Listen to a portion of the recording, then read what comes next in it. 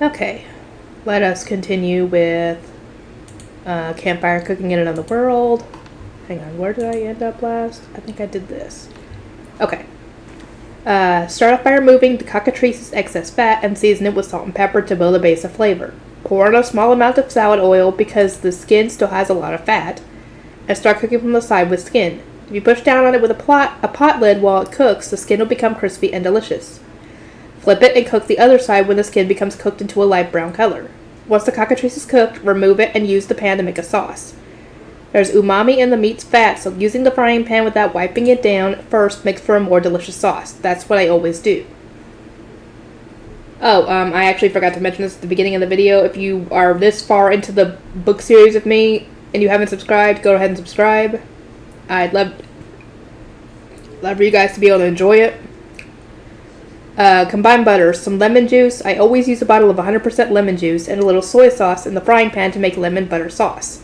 It might just be the nature of a Japanese person, but I always want to put soy sauce in first. It's fine with just lemon and butter, but in my case I feel like adding soy sauce makes it one level tastier. Just pour the lemon butter sauce onto the crispy cockatrice and it's finished. Fel, it's finished. Was he really that hungry? When I placed it in front of Fel, he immediately bit into it hard. I put some sauteed chicken between slices of bread and ate it as a sandwich and had some more of the canned coffee I bought last night to go with it. This sauteed chicken sandwich is great. The canned coffee, too. I know, let's buy some more canned coffee from the online supermarket next time and stock up. That and some instant coffee. There will be times I want hot coffee after all. If I do that, then I'll need some sugar and milk, too. I'm running low on spices and seasonings, too. And I want to stock up on some more vegetables, also. I guess I'll buy it all from the online supermarket tonight. Seconds. Yeah. I started making a shopping list while I cooked seconds for Fel.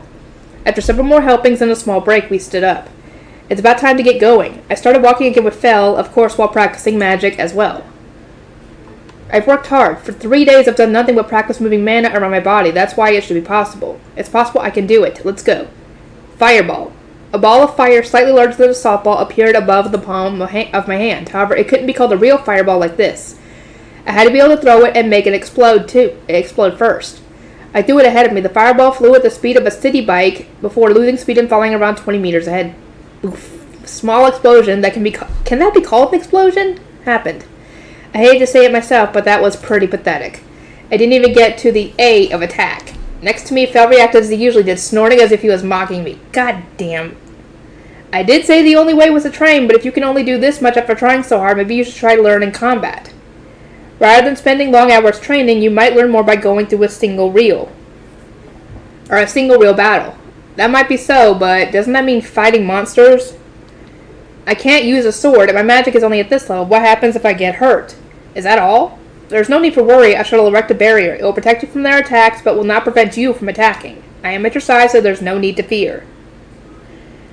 That actually works out pretty well, considering you would be able to do damage, and it would eventually whittle it down to die. And he would be able to kill it himself. Barely, but still. I really don't like the idea of getting hurt. Ah, you coward. Hurry up and get on my back. Fel snapped after seeing my hesitant attitude and forced me on his back. Hey, wait a bit. Where are you taking me? I asked in a panic. Fel only replied with, of course, where the monsters are. Monsters?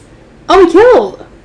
It will be fine. I will choose some weak monsters in accordance with their level. I am also here with you. Do not worry. Don't tell me that, of course. I'm gonna worry. I'll probably be thought of as a huge wimp, but there's no way I can fight monsters all of a sudden. I see goblins. Just perfect. I will erase my presence so we will not be noticed, so you be quiet as well. So saying, Fel started running. Just perfect my ass. What the hell is this? There are so many goblins. The place Fel brought me to was a settlement of goblins. These are goblins. Try using your magic. No. No matter how you think about it, this is impossible. What the hell are you even expecting of me? Hurry and shoot. Well, what are you saying? There's too many of them. It's impossible. I have put up a barrier already. Look, we are safe. You say that, but there's no way we're safe. You coward. If you won't attack, I will. After saying that, Fel let out a howl. Hey, who was it who said to be quiet? Look, all the goblins are staring this way. They've noticed us. A huge number of goblins wielding clubs, swords, and axes are coming this way. Now you have no choice but to fight. Use your magic and shoot them. Shoot them until your body remembers the feeling. I will go and hunt the higher ranked goblins. What? Don't leave me alone! What the hell do you even mean, shoot until your body remembers? God damn it, I'll have you pay for this, Phil. Oh shit, the goblins are here. Fireball, fireball, fireball! I threw my pathetic fireballs at the goblins. Even if they were pathetic, the fire was still fire, and they did some damage to the goblins. I continued throwing fireballs. My surroundings were swarmed with goblins, but no matter if they swung their clubs, slashed with their swords, or tried to split my head with their axes, Fell's barrier stopped all of them. Even so, I felt nothing but fear seeing the goblin horde bearing down on me. So as to sweep them all away, I gave up thinking and just threw as many fireballs as I could. Fireball, fireball, fireball! Just as Fell told me to, I did nothing but throw fireballs as fast as I could. Fireball, fireball, fireball. Damn, this isn't over. Fireball, fireball, fireball. Doing this, I noticed the more I shot, the more speed and power my fireballs gained. It was like I figured out the feeling of it. I must have gotten used to it while throwing so many fireballs. I threw even more fireballs at the crowd. Fireball, fireball, fireball. It's just so stupid. I threw more and more, as many as I could. How much time had passed while I was trying my best to throw as many fireballs? Fireball! A ball of fire around the size of a volleyball flew at a pretty considerable speed, hit the goblins, and exploded. It was exactly my idea. Fireball as well as my last one. No more. I'm finished. Is this what happens when I run out of magic power? I can't move my body. There's still goblins around, but I can't move anymore. Huh, so you can do it if you try. Fell? Oh, he came back. I'm finished already. I'll leave the rest to you.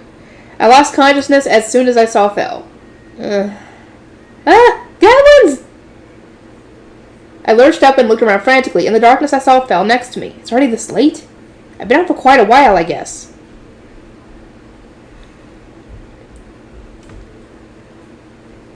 How was it? Fighting proved beneficial, no? Beneficial my ass. After he put me in such an awful situation, I felt like I'd been lightly traumatized by the sight of small, dirty, green-skinned goblins coming at me all at once. I'll be seeing nightmares of that for a while. The last fireball you cast was pretty well done. Fell nodded in approval as he said that. It is thanks to me that you have become able to use magic. What do you mean, thanks to you? I'm still a beginner. We should have started off with one or two of them, and you forced a whole settlement on me. It's true that last fireball was quite good. However, I don't think it was right to shove me into a goblin settlement all at once. Or all of a sudden. It is your fault for taking so long to learn magic at that level. This is why geniuses suck. There's no way I can do things like you, Val. You should know what my status is like if you can use appraisal. You should know the difference between our stats is like heaven and earth. Your level has risen. Huh? Really? I praised myself in a hurry. Name, Makoto Tsuyoshi Makoto. Age 27, job, victim from another world, level 3. Well, you're only rating like 2 levels. I'm surprised it didn't go up much more than that. HP 110 at 110, AMP 110, attack 83, defense 82, agility 78, skills appraisal, item box, fire magic, familiars, contracted magic base, Fenrir, unique skill, online supermarket. Whoa, I went up 2 levels. All my stats like my HP and MP all raised slightly. I also gained the fire magic skill. I was thinking that I was finally a mage, but why does my job entry still say victim from another world? When will this ever change? When I gain more levels? No, of course it'll change if I gain more skills. Damn it. I think. There's no way it stops like that, stays like that forever, is there? No, it can't be. Right, here. While I was thinking this and that about my status, Val slowly got up. He rolled over a big green something about 2.5 meters in size with his front legs. Whoa! It was a huge goblin. I tried appraising it. It was a goblin king. A goblin king! Val! He did say back then that he would go and hunt higher ranked goblins, so that settlement had a king. So that was why he took me to that settlement. The Goblin King has a magic stone. Magic stones are worth money to humans, no. Goblin Kings are inedible and serve no purpose otherwise. But this one seems to have a magic stone, so I took the trouble of bringing it back.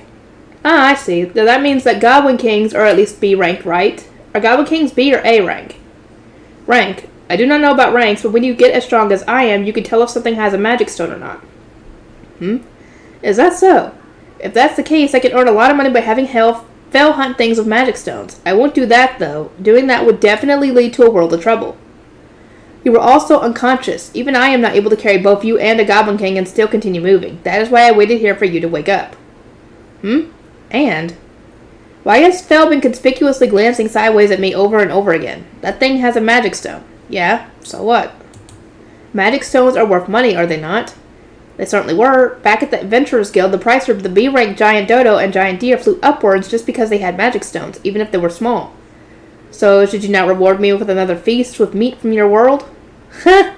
This guy's become a captive of the flavor of that domestic black Wagyu steak, hasn't he? Listen here, there were a whole bunch of monsters back then. Yes, and this time I also hunted a lot of monsters. Most of them even had magic stones. He's talking about when he hunted way too many monsters because he ate my world's food and was bursting with energy, right?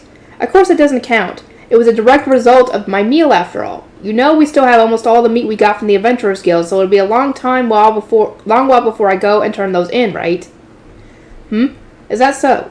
If that is the case, I will give up on a feast from your world. However, I am still hungry. Geez, he just had to go and learn something weird. At least he isn't grumbling about it, but I'm still not back to normal. I ran out of MP once, so I'm still feeling sluggish. It's too much work to cook for Fel, not to mention I still haven't gotten him back for throwing me into a whole swarm of goblins.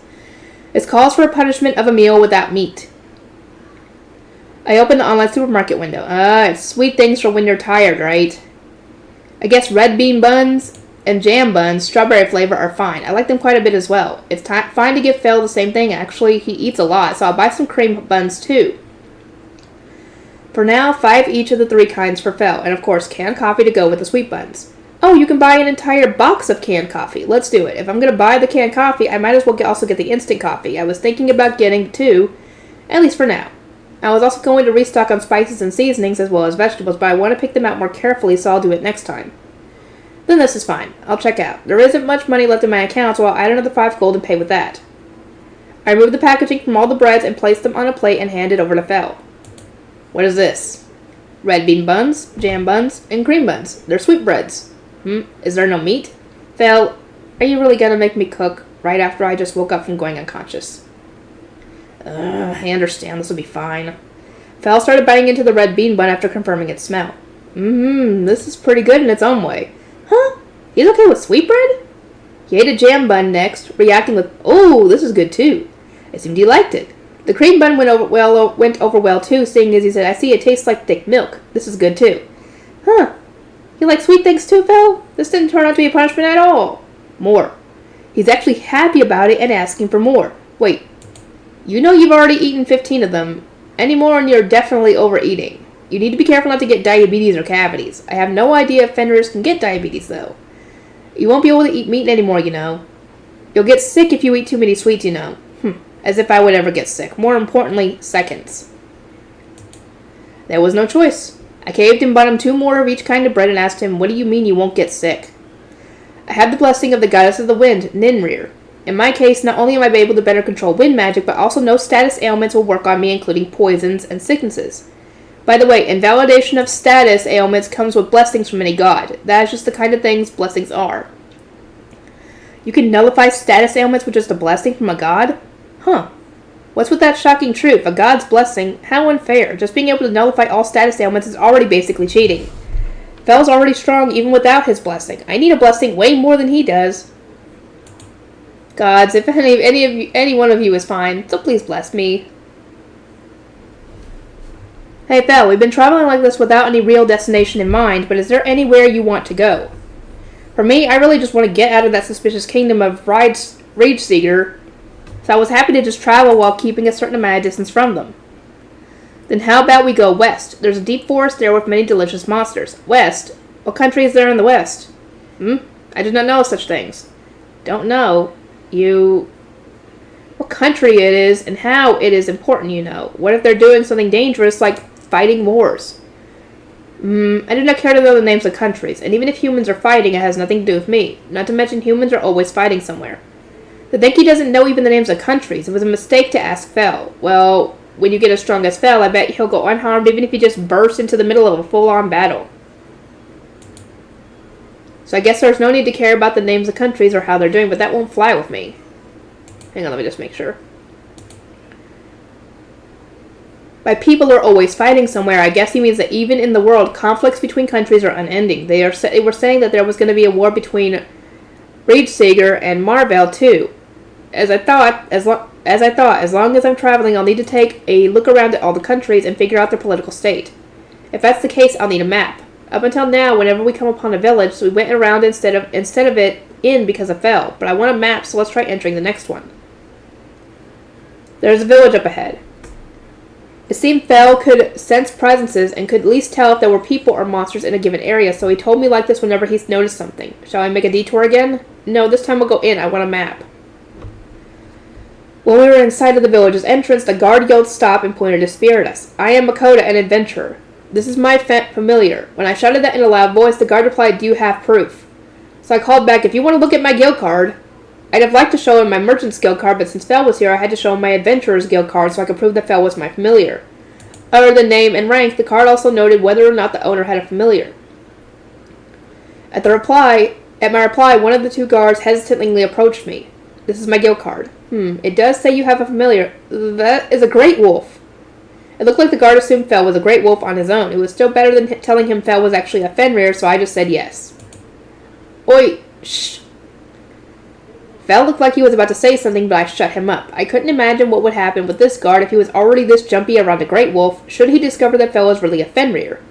Not to mention there were a bunch of villagers looking this way from afar. I am no great wolf. Suddenly Fel's voice echoed in my head. Whoa. What? Nothing. It's nothing, yeah. I see. At any rate, you must be a great adventurer, seeing as how you've got an A-rank great wolf as a familiar. I laughed vaguely in response to the guard's words. I said that I'm not a great wolf. Fel's voice rang in my head again. And I turned around to stare at him. This is telepathy. A contracted master and his familiar can communicate telepathically. Eh? This is the first time I was hearing of it, though. Yes, this is the first time I had formed a contract as well, so I had completely forgotten. My dear Fel, please don't forget something as important as that. But if he said that a master and his familiar could communicate telepathically, does that mean I could talk to Fel like that too? Testing. Fel, can you hear me? Yes, I can. I said you were a great wolf because it's better that way. Think about it. If he's that scared just thinking you're a great wolf, what do you think would happen if he learned you're a legendary Fenrir? But there's no buts about it. Isn't it better than causing unnecessary trouble? From now on, when we enter human villages or towns, you're going to have to pretend to be a great wolf, Fel. Why? Because entire countries and their nobles will make moves on us if they think, no, you're a Fenrir. If that happens, won't that be annoying? It would be, but would it not be fine for me to just destroy them all if they come at us? Destroy them all, he says. I've had this thought before. Fel really is a meathead. You say it will be fine for you to destroy them, but if you keep doing that, then eventually there will be no place for us in the world. Also, if you keep doing that, all the human countries will unite and cry for your death, you know. And that will be annoying too, won't it? Certainly that is a possibility. Right? That's why you should just pretend you're a great wolf here for the sake of convenience. If you say so, I guess I must. Oh, also, we should start mainly using telepathy to talk in towns and villages or when there's people around. The fact that you're a Fenrir will get found out if you start talking after all. Yes, I understand. After having that telepathic conversation, we were allowed into the village without problems, but their stares hurt.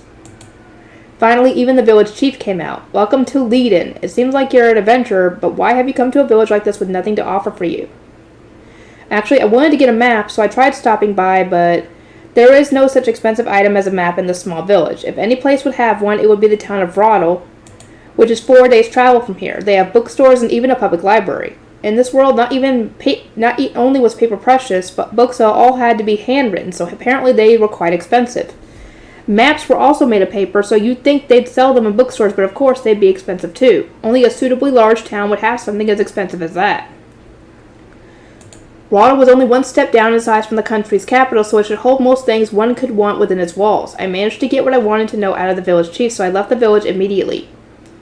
It seemed like the villagers wouldn't be able to calm down with a large beast like Fel around, and even the village chief looked like he wanted us out as soon as possible.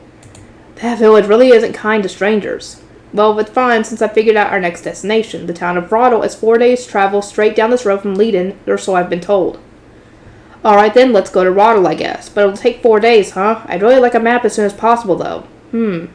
If you want to get there faster, would you like to ride me? I'd be grateful for that, but please don't go at a ridiculous speed like before. At that speed, it would not take even a day to reach our destination, you know, or would you rather get there even faster? Oh, no way, I was already almost thrown off at that speed. I'll die if you go any faster. I'd be happy to shorten the 4 days down to 2, so would you go at that pace? Make sure you never reach those speeds, you hear? I feel like that is a little slow, but I shall do as you say. Like that, we made our way down the road to Roddle. Hey, Fel, the sun has set, so let's make camp around here. I called out to Fel while I was being thrown around on his back, and he came to a stop. Alright, food. I am hungry. Yeah, you did let me ride you the whole day today. I make sure to make your favorite meat. If that's the case, it should be something that really gives you that sense you're eating meat. So something like this might be just perfect. I took some giant deer meat out of my item box. Just like it sounded, a giant deer was basically a huge deer monster. Actually, I'd eaten deer once before. One of my work senior's relatives was part of a hunting club and got some fresh deer meat, so we ended up eating it at my senior's place. According to that relative and the hunting club, the most delicious way to eat deer was as a steak, so we ended up making steaks.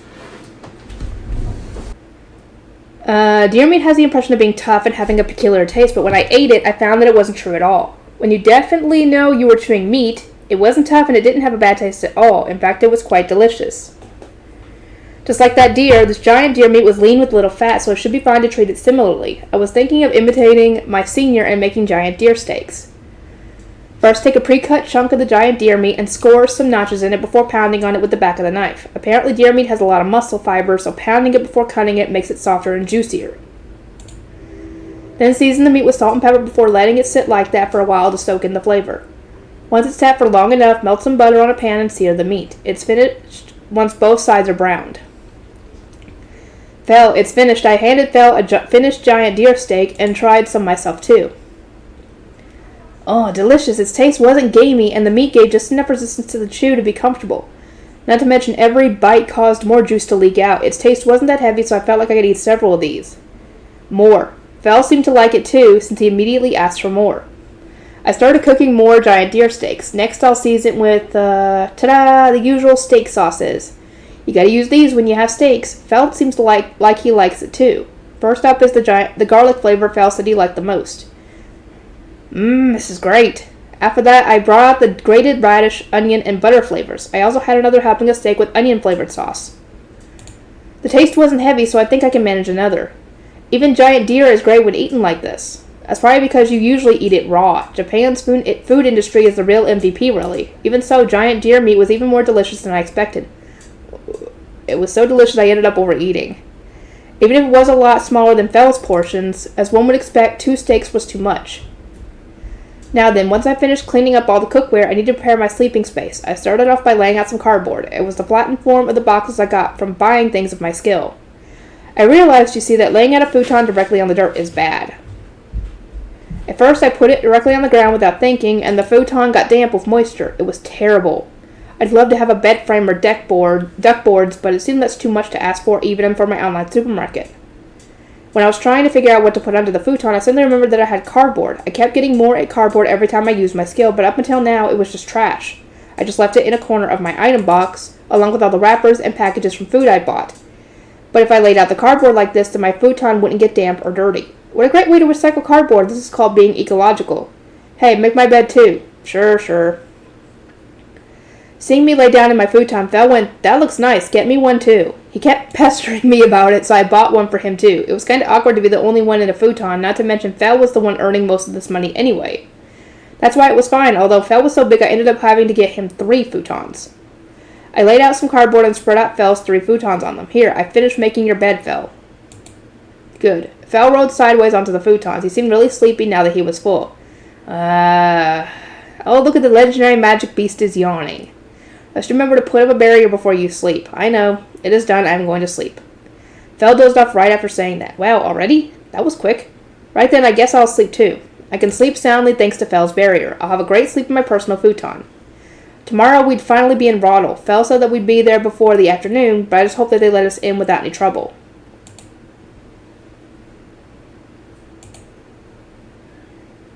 Let's see. How far have I even... Who knows how long that I actually have been recording for. I'm going to try keep going.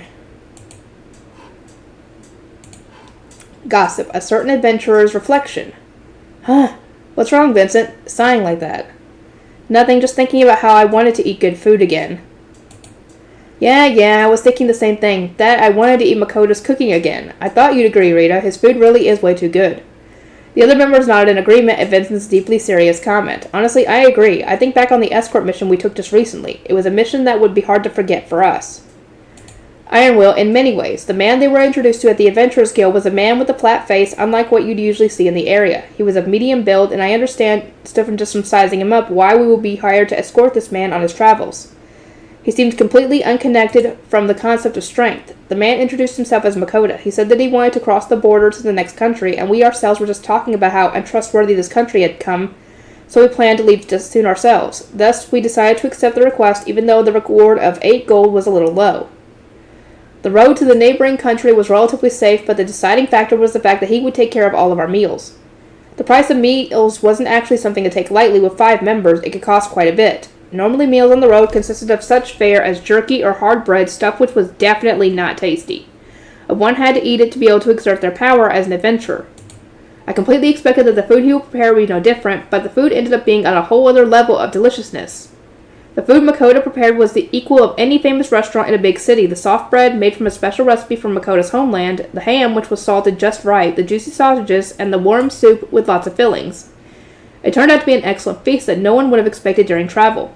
We were overjoyed to realize that taking this request was the right choice. Of course it was. After all, we were able to eat tastier food than if we were in town.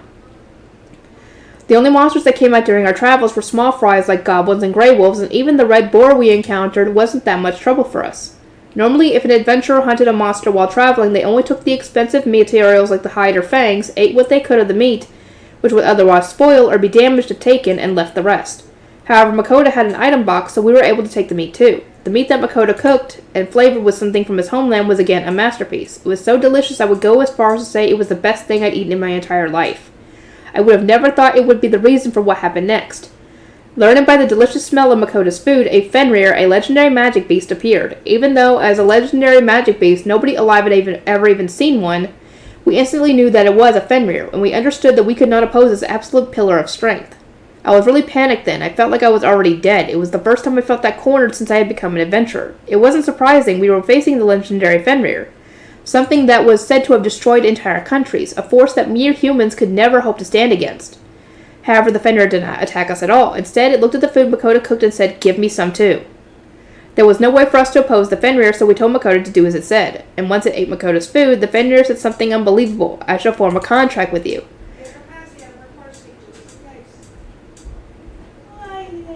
At first, I thought I misheard. I had never heard of it. Okay. I'm sorry for stopping the I had to stop the recording yesterday.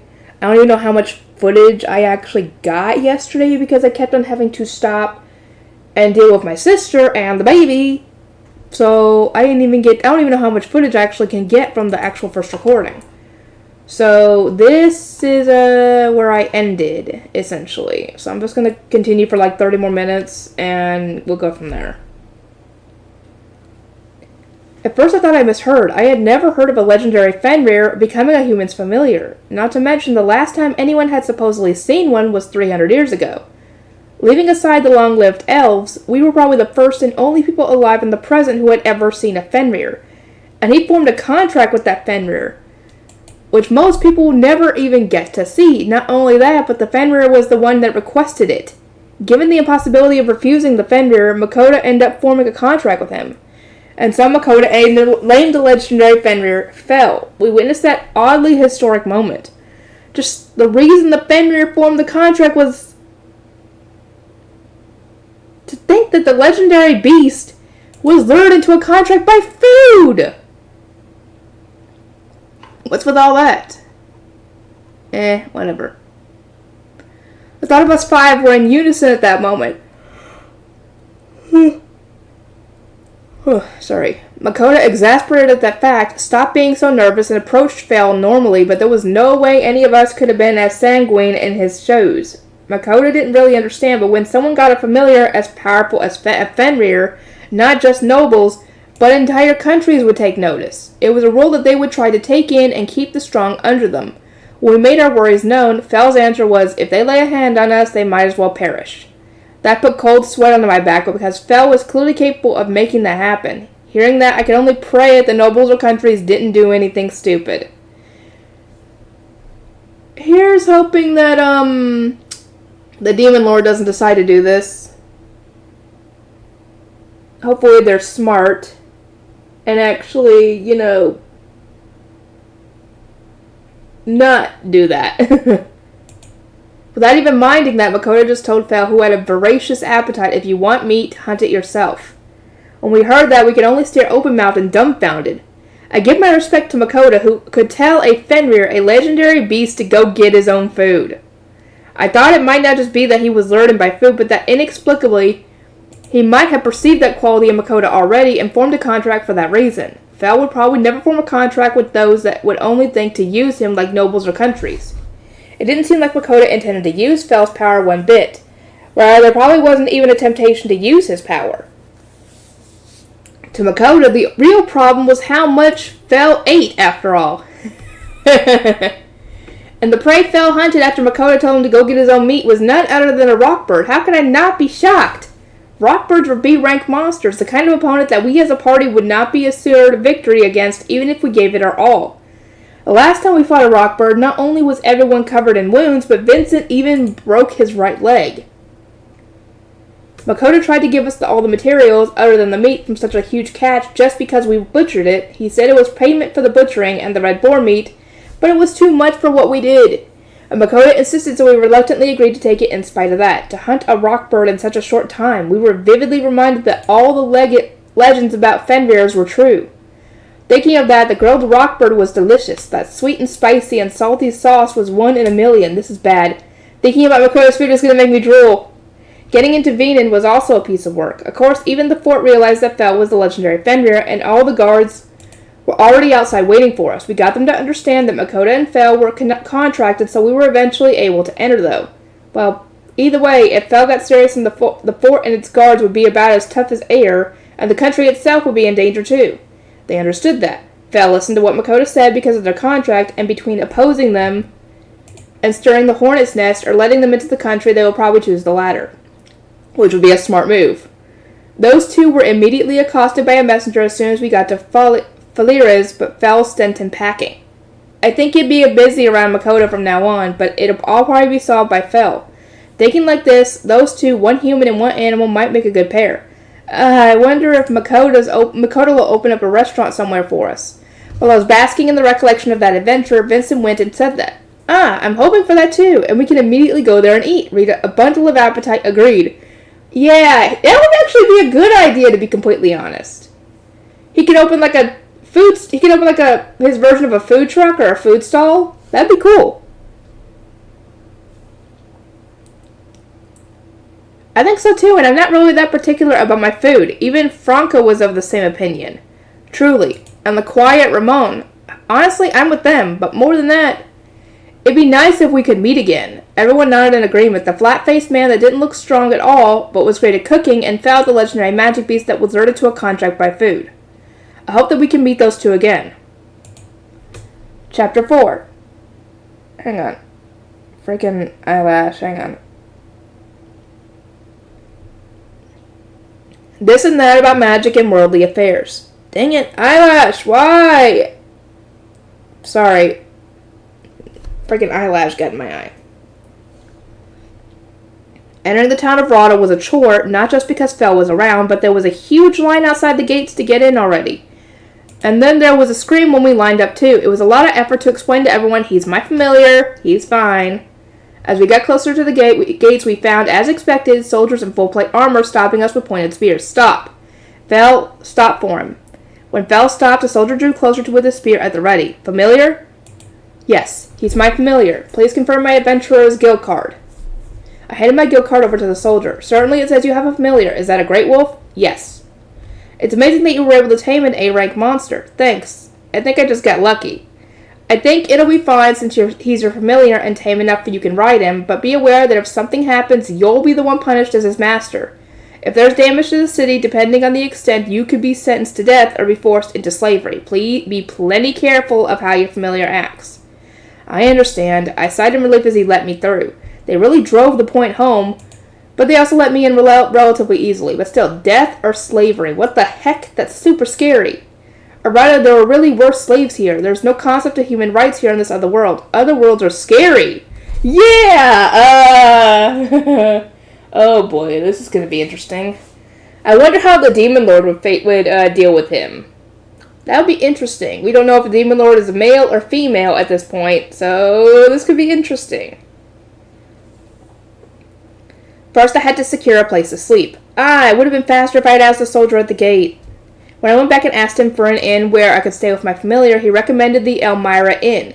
To get there, I had to go straight down the road from the gates and turn the third corner. Following his directions, I headed over. There really were a lot of people around, as expected of the biggest city after the capital. There weren't many of them, but I did see here and there beast men with animal ears and tails.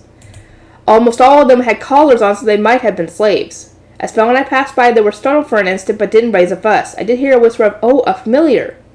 So maybe there were quite a few adventurers around a town this size of familiars in tow like me. Reaching the Elmira Inn, I found that the price for a night's stay with accommodations for a familiar was 8 silvers. Leaving Fell in the in the shed for animals, I left in search of a bookstore that I heard about at the inn. Entering the bookstore, I found the inside buried in old-fashioned books. I wandered around looking for anything resembling a map, but found nothing. In seeming consolation for my efforts, I found an interesting-looking book instead. It was titled Beginner-Level Magic for Dummies. I think I might want this. I've somehow managed to learn Fireball on my own, but learning other magic too will only increase my options for self-defense. I heard that books are expensive, but I wonder how much this will cost. Excuse me, how much for this book?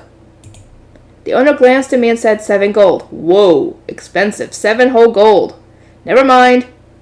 I was told I could find a library in this town anyway, so let's just look at magic-related books there instead. It's only the map I was aiming for that I'd buy, even if it was pricey. Speaking of which, when I asked about a map, he told me there's no way a mere bookstore would have one. Apparently, only the Imperial Castle or higher-ups in the military would ordinarily have a map. I see. So maps fall under the category of military secrets. Of course, I wouldn't be able to get one in that case. I tried brainstorming a solution to the map problem while I walked back to the inn. I didn't really need a detailed map as long as I have a general world map that tells me roughly which country is where. I'll be happy. I could probably hear about each country's situation from bars where adventurers gather. I might be able to hear from adventurers which country borders which. Adventurers travel all over the place for their jobs, after all. Then you could just make your own map. If that was the case, would there be an old map in the library somewhere? Even an old one was fine. If I could just figure out the general shape of the country or the continent and ask adventurers about information, I could fill in the spaces myself. I should be able to make a map of roughly what I need. Right, let's do that. I'll head over to the library tomorrow and try and find an old map. And some magic books too.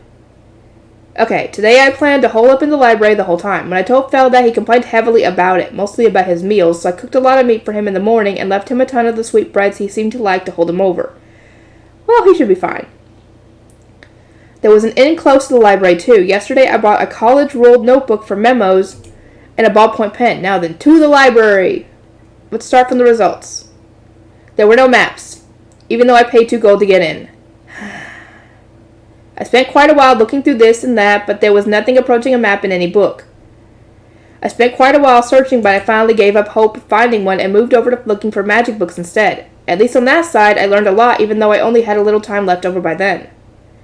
What I learned was that everyone had magic power, but if you didn't know how to use it, this is referring to what I did with circulating magic power throughout my body, I think, then you couldn't activate any magic. The reason why only a certain number of people became mages, even though everyone could use magic, is because they either couldn't feel the magic in their own bodies, or even if they could feel it, they couldn't control it, circulate it around their body well enough. The basics of magic were fire, water, wind, and earth. There were also special elements like ice, lightning, healing, sacred, and holy, as well as race-specific types such as plant and darkness magic. Everyone had an affinity with the basic element, fire, water, wind, or earth, and as long as that one knew how to control their magic, any of these basic elements were relatively easy to learn.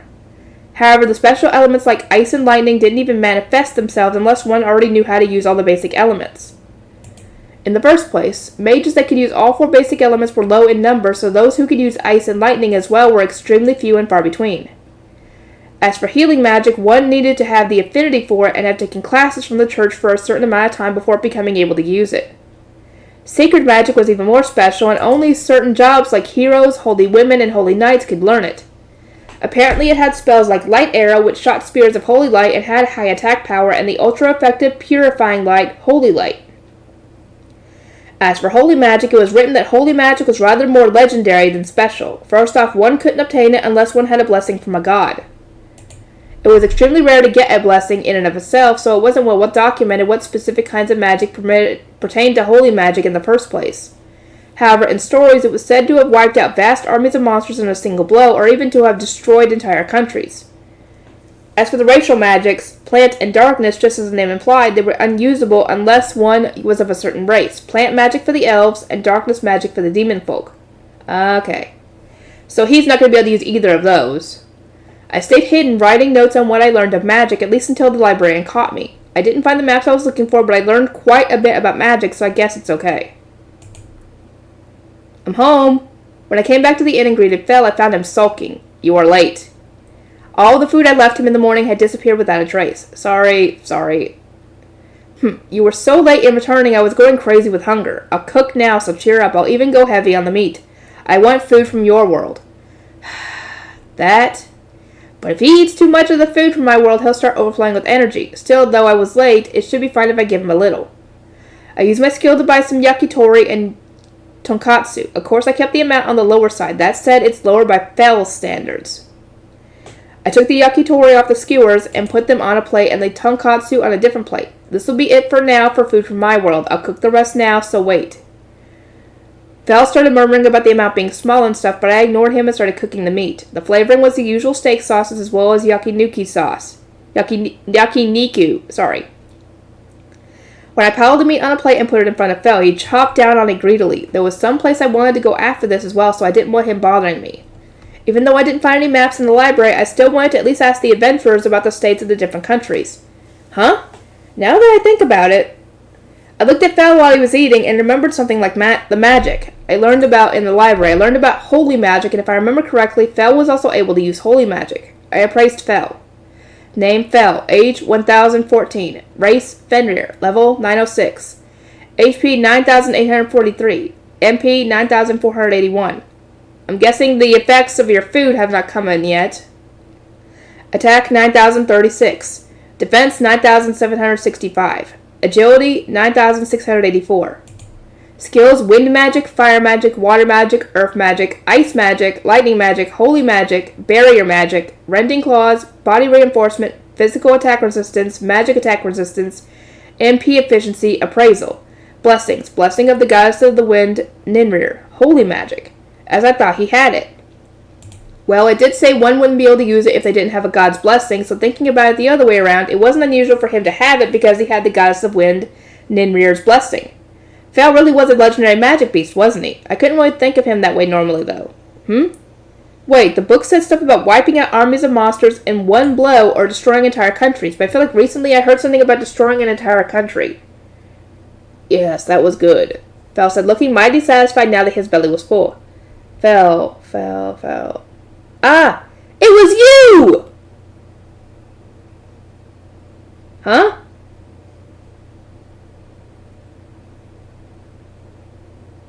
I was thinking about destroying an entire country. What country was it? Fel, what did you do? I once again left Fel at the inn and found my way to a random bar in the town in order to get information out of the adventurers here. This town was large, so thinking that there would be adventurers at any bar I went into, I just arbitrarily picked one. Apparently I hit the jackpot, though. It seemed this place was a favorite of adventurers, and there was a lot of them gathered here. I had my eyes on 4 adventurers that were probably in a party together and approached them. Excuse me, but I'd like to ask you something. Do you have time? I promptly flagged down an employee and ordered all 4 of them an ale. Haha, I see you know what you're doing. The brawny skinhead that looked like the leader of the group slapped my shoulder and led me to an empty seat. So, what do you want to ask?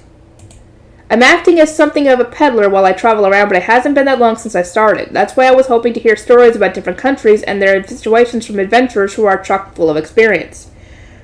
Oh, is that all? If that's the case, you asked the right people. When the leader said that a beast man... Is he a tiger? Who was just as brawny as the leader nodded and said, It's true, we traveled to a lot of places. Oh.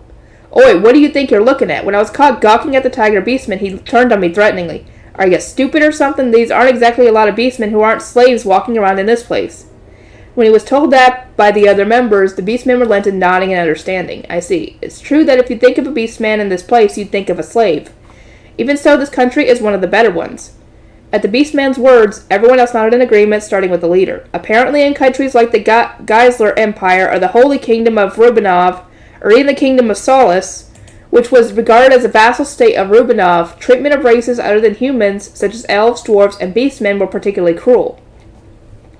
The Geisler Empire was a hard-in-the-paint military dictatorship, and anybody who didn't obey the emperor only had death to look forward to. Beastmen, elves, and dwarves were all treated basically like livestock with no hesitation. The Holy Kingdom of Rubinov was a religious country that preached human supremacy, where all the believers of the Rubinov Church decried non-believers as heretics and proclaimed their destined death and destruction. As such, races which believed in their own gods, such as elves, dwarves, and beastmen, were all branded as heretics and were the victims of casually committed atrocities. And it said that treatment in the Kingdom of Solace, a vassal state of Rubinov, was much the same. Any elves, dwarves, or beastmen becoming slaves in these three countries had nothing but tragedy awaiting them. Compared to that, slaves in Venin were given wages, even though they were small, and were guaranteed a minimum amount of livelihood, so it was a good sight better. Yeah, I feel bad for the other races. What about the kingdom of Rageseeger? I would pass through there, but I felt like I didn't see any beastmen at all. Ah, that place too. Just like Rubinov, Rageseeger believed in human supremacy, and so from the start did not allow entry to elves, dwarves, and beastmen. However, the current king was rushing recklessly in his desire to expand his territory, and was constantly fighting something. It seemed to be an open secret that there were elves, dwarves, and beastmen being press-ganged to fight in those wars that shouldn't have been there. It was also famously rumored that Rageseeger nobles liked to keep elf, dwarves, and beastmen women as sex slaves. Oh, dear. Yeah, we're gonna do something about that. This world, it's not kind. The kingdom of Marvel, which bordered Rageseeger, was the home country of these former adventurers. They said that it was a good country that does not discriminate between races, so it was safe to live there without worry. The only problem was they weren't blessed with good neighbors and had to constantly be on watch for those that would steal their territory. To their north was demon folk territory, to their south lay the Geisler Empire, and to their east, Rageseeger and Rubinov. Oh god, yeah, you do not have good neighbors. Yep. In truth, there had been several border skirmishes between Marvel and Rageseeger recently, and with both sides' armies glaring at each other from across the border, it was rumored that war was just a matter of time. Now that I think about it, I already heard that Rageseeger and Marvel were close to war at Kiel's. Apparently, those four adventurers saw that their country was close to war and decided to cut and run. If we had family in the country, we wouldn't have done that, but all four of us are orphans, you see. I was told that all of them were raised in the same orphanage and just became an adventurer party like that. It seemed that the Adventurers Guild had told countries not to stop C-rank adventurers and above from moving between countries, and because said countries couldn't afford to upset a gigantic organization like the Adventurers Guild, they had to grudgingly accept. We had to pass through Rageseeger to get here, but their stares when they saw me were disgusting. The Beastman member said that as if he was spitting something out. From what I've heard, is this world okay? I feel like I've come to a whale of a world here. Continuing our conversation, next up was the country to Rageseeger's east, the Kingdom of Clarson.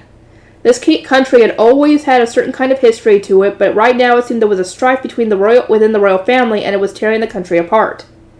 Okay, so probably infighting for the next person who's going to be ruling, most likely. Next was the space from the south to the central area of the continent, but apparently it was occupied by a large amount of small countries of various names. The area was ruled and fought over by various warlords, and it seemed not even adventurers went that way too often. Weren't there a couple of countries that allied together near the coast 5 or 6 years ago? What were they called? The Keen Republic. Right. There was a Keen Republic, but they are on the verge of splitting, it said. Right, let's not go there. After that, it was the kingdoms of Arman and Leonhardt to the east of the continent. Neither kingdom discriminated between races and were comparatively free countries. And apparently both their armies were super strong, so there wasn't much worry of them getting invaded. Not to mention the two kingdoms were allied and their internal political landscape was stable. Thank goodness for that, at least. We're currently heading for Leonhardt ourselves. We'll go to Erman eventually as well. Apparently there were a lot of dungeons in both countries, so being an adventurer in either one was a pretty tasty prospect. There it is, dungeons, as I thought they existed. I'm a little interested, but I'll probably never enter one. After all, it's going to be safety first. Life is important. But hearing about all this from the adventurers, I figured out my destination. It's got to be either the kingdoms of Erman or Leonhardt. They're both stable, so either way, it doesn't matter which one I go to. The problem is whether Fel would understand the route if I tried to explain it to him. This is the exact situation where a map would be great. If only I had a map. What, you want a map? The leader seemed to have heard me muttering to myself. Yeah, it doesn't have to be too detailed, but I was thinking it would really help if I had one. When I said that, the four adventurers looked at each other and then started whispering. Hey, to tell you the truth, we have a map. What? Really? There was a senior adventurer that treated us kindly, and he gave it to us when he retired. Oh, that's great. I'm jealous. I want a map too. Of course, it isn't detailed like a higher-up in the military would have, and only just shows which country is where. Yeah, it's not like I really need anything that detailed. It's fine with me as long as I know where countries are in relation to each other. So here's the thing. If you want it, we can give it to you. Wait, really? We'll already memorize this map, you see. We'll get by even without it. So what do you say to 1 gold for it? 1 gold? I want a map, but 1 gold is a lot. I do understand the paper is expensive, though. 1 gold. That really makes it hard to make a decision. Is it alright if I see it, I asked? It should be easier to decide after I see it. Sure. The leader took a folded up map from his pocket. Here it is. I unfurled the map and took a look. Yeah, this really is rough, but I'll be able to understand the positions of countries with this. I wanted it, but the price made me hesitate. 1 gold. How much gold do you have, dude? You have a ton. I'm telling you this now, but this is pretty valuable. I knew that the bookstore didn't have it, and there weren't any in the library either, but since you've treated us like this, I'll make it a little cheaper. How about 8 silver? 8 silver? I do want a map, and paper is expensive. Okay, let's buy it. It's better to have one, and 8 silver, it's cheap enough that I can internalize it as an expense. I'll take it for 8 silver. Great, it's a deal. I handed 8 silver over to the leader and pocketed the map. Now then, we have to be up early tomorrow, so we'll be going back now. Sure, thanks for telling me all that stuff. For the map, too. No problem. Later. Saying that, the 4 of them left the bar. Oh, you should have gotten their names! You might have been able to meet up with them later, because they said they were going to the same place. Maybe y'all could have met up later. Woo, I got a map! The bookstore didn't have one, and I went to the library thinking that if I had an old map, I could just renew it by asking adventurers, but in the end, the library didn't have one either. I was already thinking of giving up on a map, but to think I would get one here, I lucked out! What? There's a whole bunch of people that look like adventurers glancing at me and laughing. Hey, you guys shouldn't laugh. One of the adventurers said to the others, you're saying that while you're laughing. Did I do something? Is it okay if I get mad? I said that to the man while still sulking a little from being laughed at. The man replied, sorry, while not looking sorry at all. Earlier, we were listening in on your conversation. You were tricked. Tricked? Huh? What's he saying? Tricked. What does he mean? You bought a map from them, didn't you? I did, but what of it? The Adventurers Guild sells those. Wait, what? No, wait a minute. The Adventurer Guild sells maps? What? I got one too. See? The map you showed me after saying that was exactly the same as the one I just bought from the Adventurers for 8 silver. I mean, even if you paid more than you were supposed to, it's best that you had one.